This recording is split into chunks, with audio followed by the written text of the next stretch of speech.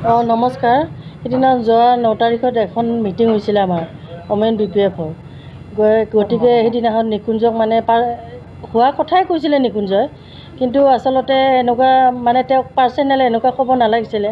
আমাৰো women cell হিচাপে বেয়া লাগিছে, মহিলা মৰ্চা হিচাপে সেনেকুৱা কথা কোৱা আচলতে প্ৰাইভেটকৈ ক'ব নালাগে। তেওঁ কোৱাটো ভুল হৈছে।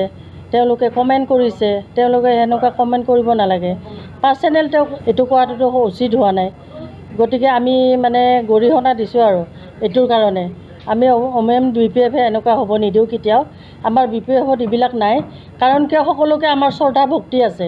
গতিকে এইটো কথা আমি কেতিয়াও আমাৰ BPFৰ পৰা এইবিলাক কমেণ্ট নকৰে, BPFৰ পৰা কেতিয়াও নকয় এইবিলাক কথা। আমি সঁচাটোৱে ক'ম, সঁচা কথা যিখিনিয়ে আছিলে নিকুঞ্জয় সেইখিনিয়ে কৈছে, বেলেগ একো কোৱা নাই। মানে হৈ থকা চলি থকা কথাটো তেওঁলোকে যিখিনি প্ৰতিশ্ৰুতি দিছিল সেইখিনিতো তেওঁলোকে পূৰণ কৰা নাই। গতিকে সেইটো কথাই কৈছে তেওঁ, আৰু বাকী একো কোৱা নাই। কৈছে কিবা গাহৰি পোহাৰ কাৰণে ঘৰে ঘৰে গাহৰি দিছোঁ, এইটোৱে চাকৰি নেকি?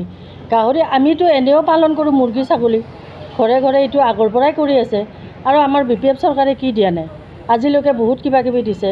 গতিকে ঘৰে ঘৰে চাকৰি দিম, তেওঁলোকেতো এইটো কথা কৈছে। গতিকে আমি এইটো ঘৰে ঘৰে চাকৰি দিয়াটো কি মুৰ্গী পালন কৰিব দিয়াটো চাকৰি নেকি? তেওঁলোকে যে এনেকুৱা কথা কয় আমিতো চিনিও নাপাওঁ। তেনেকুৱা নিকুঞ্জক যে এইবিলাক কমেণ্ট কৰিছে, চাকৰি মুৰ্গী দিয়াটো গাহৰি দিয়াটো কিবা চাকৰি হয় নেকি? তেওঁলোকে কি কৈছে? আগৰ পৰাতো আমি আটা ককাৰ দিনতো এনেকুৱা কেতিয়াবাৰ পৰা ছাগলী পোহে, হাঁহ পোহে, ঘৰত মুৰ্গী পোহে, এইবিলাকতো পৰম্পৰা হৈয়ে থাকে। ছাগলী মুৰ্গী পোহাটো আজিলৈকেতো নহয় এনেকুৱা। বা চাকৰি এইটো পোৱাটোৱে গাহৰি পোহাটোৱেই চাকৰি নেকি তেওঁলোকৰ UPPL চৰকাৰৰ? এইটোতো কথা নহয়। চাকৰি আৰু বিজনেছটো এতিয়ালৈকে ৰাইজে জানিব বাকী আছে নেকি? এইটো চাকৰি আৰু বিজনেছ আমি নাজানো নেকি? এতিয়ালৈকে তেওঁলোকে কৈ আছে তেওঁলোকৰ চৰকাৰে, সেইটোতো নহয়।